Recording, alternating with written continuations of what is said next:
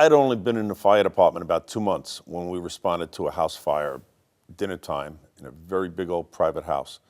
As we pulled up, a woman came running out the front door. Her hair and her clothes were on fire.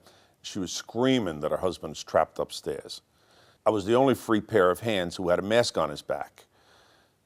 The officer leading the hand line said, "Get upstairs and find the husband."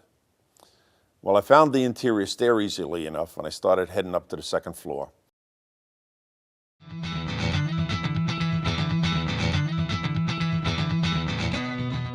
As a member of the search team, you should be prepared mentally as well as physically for the task.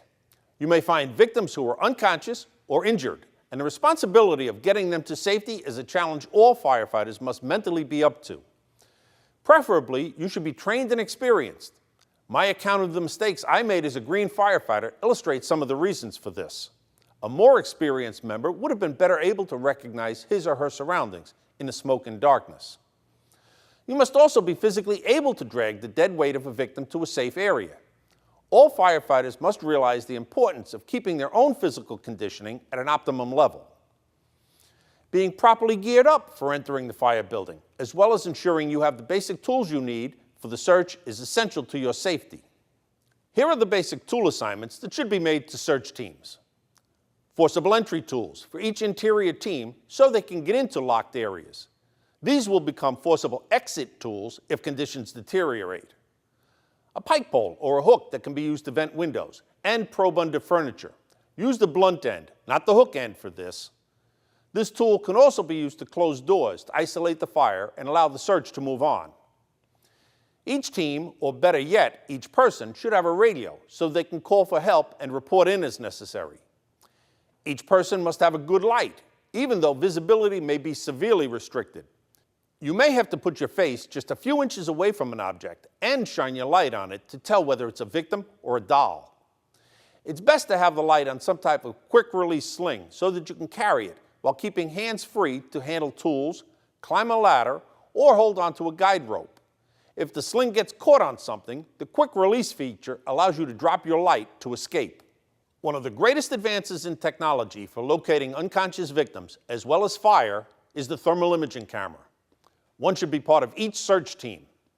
Eventually, every firefighter will be equipped with these devices, which save the lives of civilians and rescuers alike. Information gathering is another key part of preparation before entering for a primary search. Bystanders may have information about the presence and whereabouts of any victims inside, and they may be able to tell you the specific location where the victims were last seen.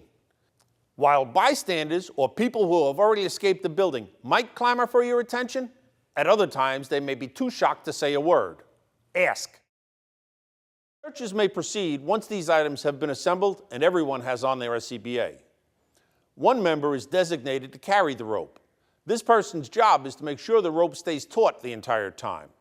If it's necessary to backtrack at any time while in the building, this person is responsible for gathering in the rope that has been paid out and redeploying it along the new route. The intent is to make sure the most direct route to safe egress is always maintained. When searching in this manner, it isn't necessary for everyone to stay attached to the rope as long as they all maintain contact with the one member who has the rope. This allows them the freedom to search, even in poor visibility.